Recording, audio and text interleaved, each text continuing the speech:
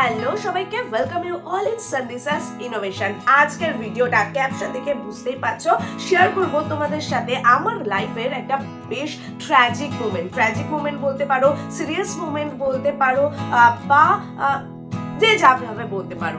তার মানে কি শেয়ার করব তোমাদের সাথে সেটা জানার জন্য অবশ্যই পুরো ভিডিওটা দেখতে থাকো, সাথে থাকো। ভিডিওটা বেশ কয়েকটা পার্টে আসছে, সো চ্যানেলটাকে সাবস্ক্রাইব করে রাখো যাতে কন্টিনিউইটিটা মেনটেন হয়, তোমরা যাতে জানতে পারো সেই আমার লাইফের সেই মোমেন্টগুলো, সেই মানে কি বলবো, মানে সেই এক্সপিরিয়েন্স গুলো বলো, যা কিছু বলতে পারো। আমি মানে বলতে পারছি না ব্যাপারটা কি অ্যাকচুয়ালি। আজকে তোমাদের সাথে শেয়ার করতে চলেছি ঠিক গত বছর লাস্ট ইয়ার, দ্যাট ইজ 2023-এ আমার লাইফে ঘটে যাওয়া একটা মানে অদ্ভুত জিনিস। অদ্ভুত ইন দ্যাট সেন্স অদ্ভুত, সিরিয়াস বলতে পারি, ভীষণ রিস্কি কন্ডিশনস বলতে পারি, লাইফ রিস্কের কথা বলতে পারি, মানে সব রকম কিছু বলতে পারি। যারা চেনো আমাকে তারা জানোই যে লাস্ট ইয়ার, দ্যাট ইজ 2023 ফেব্রুয়ারি মাসে আমার কিন্তু স্পাইনাল কর্ডের সার্জারি অপারেশন হয়েছে, যেটা আমি কলকাতা থেকেই করিয়েছি। কেন কলকাতা থেকে করিয়েছি সেগুলো আমি একে একে শেয়ার করবো তোমাদের সাথে। প্রথমে যেটা বলি যে স্পাইনাল কর্ড সার্জারি, ইয়েস, নামটা শুনলে বেশ মানে একটা ভয় জাগে মানুষের মনের মধ্যে, বেশ একটা রিস্ক ফ্যাক্টর জাগে। অনেকের সঙ্গে সঙ্গে বলে দেওয়া যে না বাবা, স্পাইনাল কর্ডের সার্জারি একদমই না। কিন্তু আমি একটা কথা বলি, মানে যখন দেয়ালে পিঠটা ঠেকে যায়, মানে এখন আমি দেয়ালে পিঠ দিয়ে দাঁড়িয়ে রয়েছে একটা সাপোর্ট সিস্টেমের জন্য, তাছাড়া আর কিছু না। ভিডিওটা এই জায়গা থেকে বেশ কন্ট্রাস্টে ভালো আসছে সেই জন্য। বাট একটা সময় যখন ব্যাক পেন প্লাস তার সাথে সাথে আদার্স এফেক্টস গুলো এতটাই সিভিয়ার হয়ে যেতে থাকে, তখন কিন্তু ডিসিশন নিতেই হয়। নিজেকে বাঁচানোর, নিজের পায়ে দাঁড়িয়ে থাকার, ভবিষ্যতের এই ডিসিশনটা কিন্তু নিতেই হয়। আর সেরকমই ডিসিশন নিতে কিন্তু আমি, আমার ফ্যামিলি, আমার হাজবেন্ড কিন্তু বাধ্য হয়েছিলাম, রাজি হয়েছিলাম নিজেদের ফিউচারের কথা ভেবে। কি হয়েছিল বলছি তোমাদের।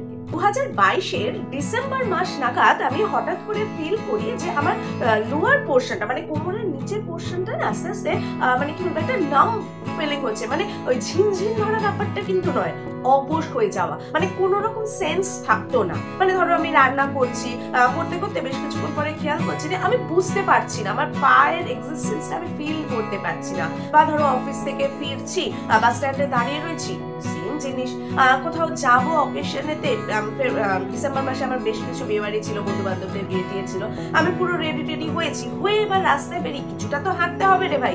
বাড়ি থেকে বেরিয়ে কিছুটা হাঁটার পরে দেখছি কোনোরকম আমি ফিল করতে পারছি না, মানে পায়ে স্টেপ পড়ছে, সেটা কিন্তু নিজের নর্মাল ওয়াইজ পড়ছে, কিন্তু আমি সেটাকে ফিল করতে পারছি না। আমি যে হাঁটছি, আমার পাটা যে মাটিতে ঠেকছে, এই ফিলিংসটা কিন্তু আমার আসছিল না। তো আমি বেশ টেনসড ছিলাম, এটা একটা কনসার্ন ছিল। আরেকটা কনসার্ন ছিল ব্যাক পেন, মানে লোয়ার ব্যাক পেন যে কি এক্সট্রিম লেভেলে যেতে পারে, কোনো পেন কিলার আমার কাজে দিচ্ছিল না। মানে পেন কিলারের যতক্ষণ অ্যাকশন ছিল ততক্ষণই একটুখানি হচ্ছে, মানে নিচু হলে উঠতে পারছি না, বা ধরো শুয়ে থাকলে উঠে বসতে পারছি না, বসে থাকলে নিচে, ফ্রিজের নিচে ড্রয়ার খুলতে পারছি না, মানে বেশ একটা মানে কান্না বেরিয়ে আসতো। মানে আমি শুধু কাঁদতাম যে কি হচ্ছে, এত পেন কি করে হতে পারে। সো বিভিন্ন রকম ভাবে মানে গুগল টুগল করতে শুরু করলাম, বিভিন্ন ভাবে সার্চ করতে থাকলাম যে কি থেকে হতে পারে। তো সেই খোঁজ খবরগুলো লাগাতে লাগাতে, আপডেট দেখতে দেখতে আমি দেখলাম এটা কিন্তু স্পাইনাল নার্ভস গুলোর একটা কিছু প্রবলেম হলে এই টাইপ অফ সিমটমস গুলো জেনারেলি পেশেন্ট ফিল করে থাকে। সো এটা দেখার পর থেকে আমার কিন্তু মাথায় স্ট্রাইক করলো যে আমাকে কিন্তু এবার অ্যালার্ট হতে হবে, কারণ এই ব্যাপারটা যদি আমি টিকিয়ে রাখি, জিয়ে রাখি, এভাবে চলতে থাকে, তাহলে ভবিষ্যতে কিন্তু আমার জন্য মানে রেড অ্যালার্ম বাজার জন্য একদম রেডি রয়েছে। ঠিক আছে, বিভিন্ন রকম সার্ভে রিপোর্ট বলো, বিভিন্ন রকম ডিটেইলিং বলো, এগুলো সব পড়ে পড়ে আমার কিন্তু বেশ ডাউট হতে শুরু করলো। সো তখন আমি সন্দীপকে বললাম যে সন্দীপ, মানে এই ব্যাপারটা কিন্তু এরকম এরকম হতে পারে। সো ও তখন ভীষণভাবে ওয়ারিড হয়ে গেল।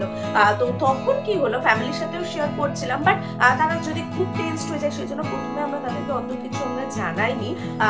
এবার বিভিন্ন রকম ডাক্তারদের সাথে কনসাল্ট করার চেষ্টা করছিলাম। তো এইরকম ভাবে বিভিন্ন আপডেট পেতে পেতে পেতে আমি যেহেতু নিজে নিউরোসায়েন্স নিয়ে মাস্টার্স ডিগ্রি করেছি, সো এই নিউরো রিলেটেড টার্মিনোলজি গুলো বা নিউরো রিলেটেড প্রবলেমস গুলো আমি অনেকটা অ্যাওয়ার ছিলাম। আমি জানতাম যে হ্যাঁ এটার সাথে এটা রিলেটেবল, ঠিক আছে, এই প্রবলেম গুলো হতে পারে।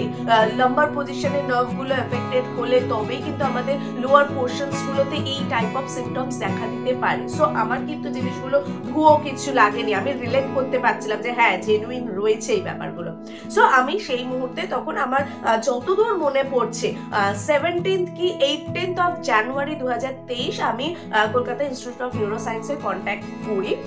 সেখানে মানে সত্যি কথা, মানে আমি হয়তো খুব শো অফ করা ভগবান বিশ্বাস করি না, বাট মনের মধ্যে বিশ্বাস করি যে হ্যাঁ কিছু একটা আছে, কেউ আমাকে গাইড করছে, কেউ একটা আমাকে সাপোর্ট করছে। তো সেই বিশ্বাসের থ্রু দিয়ে ওনারা আমাকে কিন্তু গাইড করেন যে আপনার যখন এই প্রবলেমগুলো রয়েছে, ওখানে যে নাম্বারটা রয়েছে ওই নাম্বারটাতে ফোন করলে আমি নাম্বারটা তোমাদের দিয়ে দেবো। ভীষণ হেল্পফুল, ভীষণ হেল্পফুল, বিশ্বাস করো। মানে আমি নিজে উপকার পেয়েছি বলে আমি ভেবেছি যে না আমার শেয়ার করা উচিত। আমি আজকে এই দাঁড়িয়ে এই যে ভিডিওটা করছি, এই সাপোর্টটা আমি যে পেয়েছি, এটা সবাই পাক। এই মনের জোরটা সবাইকার দরকার, রাইট? বা এই গাইডটা সবাইকার দরকার। That's why I am doing this video. So যেটা বলছিলাম, এই নাম্বারটাতে ফোন করলে ওনারা কিন্তু ডিটেলস নেন যে কি প্রবলেম হচ্ছে, পেশেন্টের কি কি হচ্ছে না হচ্ছে, কি কি সিমটমস রয়েছে, আদার্স কোনো রকম প্রিভিয়াস কোনো রকম ডাক্তারের চেক আপ হয়েছে কিনা, কোনো রকম মানে প্রিভিয়াস মেডিকেল কোনো রকম ইস্যু আছে কিনা, এগুলো সবকিছু নেন। নিয়ে ওনারা কিন্তু সাজেস্ট করেন you should contact this doctor, okay, you should contact him or her, এরকম। তো আমাকে কিন্তু ওনারা সাজেস্ট করেছিলেন যে অবশ্যই নিউরোসার্জন দেখানো দরকার, এবং ওনারা স্পেসিফিক্যালি সাজেস্ট করেছিলেন যে you should contact doctor Anindya Basu, okay. আমি অ্যাপয়েন্টমেন্ট নিয়েছিলাম 23শে জানুয়ারি। সন্দীপের যেহেতু ছুটি ছিল ব্যাংকের, সো আমরা দুজনে কিন্তু নিউরোসায়েন্সে গেছিলাম দেখাতে। হ্যাঁ, এখানে বলে দিই, মল্লিক বাজার নিউরোসায়েন্স তোমরা সকলেই চেনো। সেখানে কিন্তু ডক্টর অনিন্দ্য বাসু বসেন না, মানে অ্যাপয়েন্টমেন্টটা ওইখানে হয় না। অ্যাপয়েন্টমেন্ট কিন্তু ওপিডি বিল্ডিং যেটা রয়েছে, দ্যাট ইজ ইন বেগবাগানের ঠিক স্কুলটার পাশে, ওকে। আমার স্কুলটার নামটা এই মুহূর্তে এক্স্যাক্টলি মনে পড়ছে না, আমার মনে পড়লে লা মার্টিনা স্কুলটার ঠিক পাশে কিন্তু ইনস্টিটিউট অফ নিউরোসায়েন্সের ওপিডি বিল্ডিং রয়েছে। সেই বিল্ডিং এ কিন্তু ডক্টর অনিন্দ্য বাসু 5th ফ্লোরেতে দেখেন, ওকে। এই 5th ফ্লোরে আমি অ্যাপয়েন্টমেন্ট তো পেয়ে গেছিলাম। তো ডেটটা ছিল মানডে দুপুরবেলা আমি টাইমটা পেয়েছিলাম। দুপুরবেলা আমার 2টোর সময় টাইমিং ছিল, আমার মনে আছে। মানে প্রত্যেকটা ঘটনা, প্রত্যেকটা মোমেন্ট আমার এখনো চোখের সামনে ভাসে, বিশ্বাস করো। সো আমি গেছিলাম দেখাতে, আমি আমার হাজব্যান্ড। তো উনি ওনার ওখানে যাওয়ার আগে যেটা হয়, আরেকজন ওনার যে জুনিয়র ডাক্তার রয়েছেন, উনি কিন্তু পুরো পেশেন্টের হিস্ট্রি নেন, পুরো ডিটেলিং গুলো নেন, কোথায় কি পেন হচ্ছে না হচ্ছে, কি কি প্রবলেম হচ্ছে, সিমটমস হচ্ছে, পুরো ডিটেলিংটা নেয়। এবং সেই ফাইলটা দেওয়ার পরে ডাক্তারবাবুর কাছে যায়, এবং ডাক্তারবাবু তারপরে কিন্তু ওনার ওপিনিয়ন শেয়ার করেন। সো আমার যা কিছু সিমটমস ছিল আমি সবকিছু শেয়ার করার পরে ডাক্তারবাবু সাজেস্ট করেন যে আমাকে এক্সরে করতে হবে, এলএস স্পাইন এক্সরে করতে হবে, এবং তার সাথে এমআরআই করতে হবে। তবেই কিন্তু উনি ফাইনালি কিছু মানে একটা গাইড করতে পারবেন, কারণ কি কন্ডিশন রয়েছে না রয়েছে, মুখের কথায় কোনো রকম কিছু নয়, এক্সরে এবং এমআরআই এই দুটো করতে হবে। সো যেহেতু সেদিনকে ছুটি ছিল, আমার সাপোর্ট সিস্টেম আমার সাথে ছিল, সো আমি ডিসিশন নিলাম যে না, এক্সরেটা সেদিনকেই করে নেব। অ্যাজ ইউজুয়াল ওখানে কথা বললাম, ওখানে কিন্তু আমার এক্সরে করার অপশনটা হয়ে গেছিল। এক্সরে সেদিনকেই আমি করলাম। আর তার সাথে যেটা হয়েছিল, এমআরআইটাও আমি সেদিনকে করতে চেয়েছিলাম, বাট সেদিনকে ওনাদের ওখানে ভ্যাকেন্সি পজিশন ছিল না, তার জন্য আমি কিন্তু 23 তারিখ এমআরআই করার অপশনটা পাইনি। এমআরআই করার অপশনটা আমি পাই 24 তারিখ ভোরবেলা 7টার সময়। আমি রাজি হয়ে গেছিলাম, আমরা রাজি হয়ে গেছিলাম একদম ফার্স্টে, মানে জাস্ট ওপেন হবে, আমরা সঙ্গে সঙ্গে ফার্স্ট এমআরআইটা করবো, কারণ দুজনেরই তারপর অফিস রয়েছে। এক্সরে করলাম, এক্সরেটা বিভিন্ন রকম পজিশন নিতে, লাম্বার স্পাইনের বিভিন্ন রকম পজিশন নিতে কিন্তু এক্সরেটা করা হয়েছিল। আর তারপরের দিন সকালবেলা তো অ্যাজ ইউজুয়াল আমরা এমআরআই করলাম, এবং এমআরআই করে টোরে বেরিয়ে যে যার অফিসে চলে গেছি। রিপোর্ট কালেক্ট করার ডেট ছিল 28 অফ জানুয়ারি 2023, ঠিক আছে। এই 28 অফ জানুয়ারি কিন্তু আমি আবার অ্যাপয়েন্টমেন্ট নিয়েছিলাম ডাক্তারবাবু। এখানে আরেকটা জিনিস মেনশন করে নিই, যেটা অ্যাপয়েন্টমেন্টের কথা বলছি, ওনার কিন্তু অ্যাপয়েন্টমেন্ট চার্জ তখন কিন্তু ছিল, ওনার ফিস ছিল কিন্তু 500 রুপিস। এখনকার দিনে এত বড় একজন নিউরোসার্জন, ঠিক আছে, ওনার ফিস কিন্তু 500, ইটস টু মাচ, মানে কি বলে কনভিনিয়েন্ট, মানে খুবই মানে অ্যাফোর্ডেবল, যে কেউ অ্যাফোর্ড করতে পারে এমন কিচ্ছু ব্যাপার নয়, ঠিক আছে। তো আর সেকেন্ড যেটা ছিল, যেহেতু রিপোর্ট দেখাবো সেদিনকে কিন্তু কোনো রকম চার্জেস লাগেনি। স্যাটারডে আমরা রিপোর্ট দেখাতে গেছিলাম এবং রিপোর্টটা পাওয়ার পরে যেটা ওনার তরফ থেকে এসেছিল, উনি দেখে বলেছিলেন যে আমার L4 L5 নাম্বার 4 and 5 যে ভার্টিব্রি দুটো রয়েছে এর মাঝের যে নার্ভগুলো রয়েছে সেগুলো কিন্তু ফুললি কম্প্রেসড হয়ে গেছে। বিকজ অফ দ্যাট আমার ওই লোয়ার পোর্শনের যে নার্ভগুলো রয়েছে সেগুলো ইনঅ্যাক্টিভ হয়ে যাচ্ছে আস্তে আস্তে, ইনঅ্যাক্টিভ মানে যেহেতু প্রেশার পড়ছে ও তো প্রপারলি ওর ওয়ার্কটা করতে পারছে না, যার জন্যই কিন্তু আমার এই সেন্সেশন না পাওয়া, অবশ হয়ে যাওয়া বা পেন হওয়া, এই অপশনসগুলো হচ্ছে। এবং এটা থেকে সুরাহা পেতে গেলে যেটা করা দরকার সেটা হচ্ছে ওটি, স্পাইনাল কর্ড সার্জারি।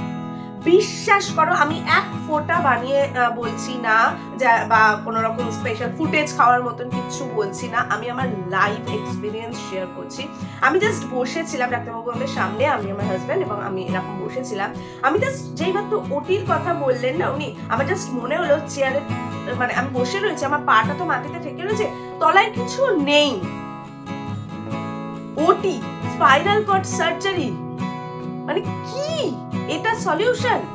মানে আমি জাস্ট তখন একদম চুপ, আমি কিছু বুঝে উঠতে পারছি না আমার কি বলা উচিত, কি করা উচিত, কি ডিসিশন নেওয়া উচিত, আমি জাস্ট চুপ হয়ে গেছিলাম। আমার হাজবেন্ড খালি একটাই কথা জিজ্ঞেস করেছিল যে এটার পরে কেউ সুস্থ হয়ে যাওয়ার বা এই অপশনস গুলো না হওয়ার কোনো রকম গ্যারেন্টি বা কোনো রকম রয়েছে? তখন উনি বলেছিলেন এই কন্ডিশনস থেকে অনেকটা বেশি ইমপ্রুভ করবে, অনেক বেশিক্ষণ দাঁড়াতে পারবে, অনেক বেশিক্ষণ বসতে পারবে, অনেক বেশি হাঁটতে পারবে, অনেকটা বেশি ইমপ্রুভ হবে। ওকে, তবে আরেকটা জিনিস বলি, উনি কিন্তু অপারেশন করতেই হবে এই একদম ইয়ে করেনি, মানে প্রেশার দেওয়া যে ইমিডিয়েট অপারেশন করতেই হবে। অনেকে আছে না ভয় দেখিয়ে দেন, যার জন্য অনেকে ডাক্তারের কাছে যেতে ভয় পায়, বাট ফ্র্যাঙ্কলি স্পিকিং ডক্টর অনিন্দ বাসু কিন্তু কোনো রকম ভাবে এই ভয় দেখানো বা কিছুই না, জাস্ট একটা অ্যাসিওরেন্স যে হ্যাঁ ঠিক হয়ে যাবে। কোনো এই যে একটা বিহেভিয়ার, একটা ডাক্তার পেশেন্ট ফ্যামিলি, এই যে একটা বিহেভিয়ার, এটা কিন্তু পেশেন্টকে কিওর হতে অনেকটা বেশি হেল্প করে। আমি জানি তোমরাও কিন্তু এই ব্যাপারটা মানবে।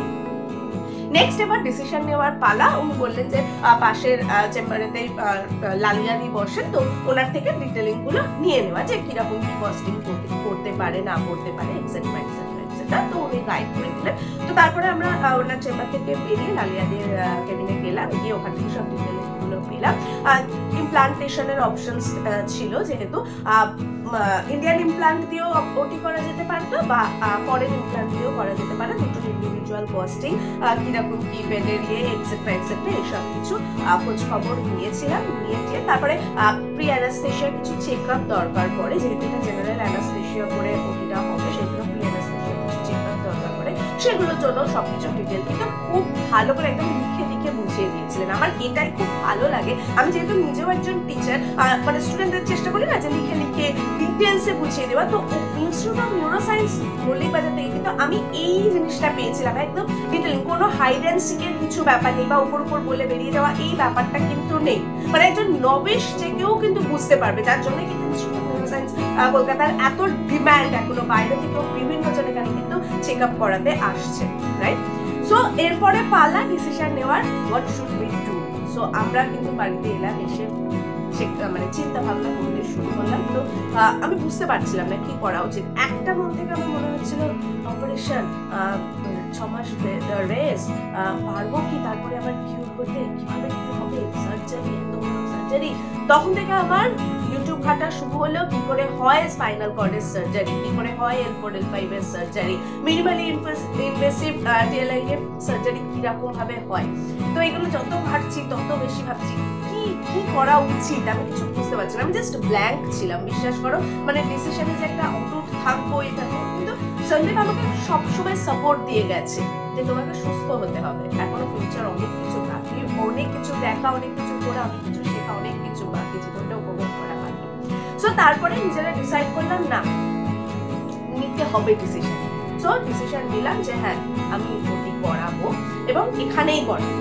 অনেকে গাইড করেছিলেন যে তোমরা ভেলোর যাও, তোমরা চেন্নাইতে দেখাও, বিভিন্ন জনের সাথে আদার্স ওপিনিয়ন নাও। তো আমরা নিয়েছিলাম বিভিন্ন জায়গা থেকে, বিভিন্ন জনরা বিভিন্ন নাম্বারও আমাকে কানেক্ট করে দিয়েছিল।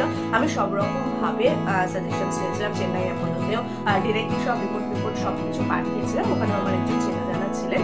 তো সেখান থেকে দেখেও কিন্তু সেম সার্জারির কথাই বলা হয়েছে, কস্টিংও অলমোস্ট সেমের কথাই বলা হয়েছে, সেম মানে সাপোর্ট দেওয়া হয়েছে যে হ্যাঁ আফটার এগুলো, আফটার ওটি এইগুলো হতে পারে, এই প্রবলেমগুলো হতে পারে বা এইভাবে কিওর হতে পারে। তো এই ব্যাপারগুলো ছিল।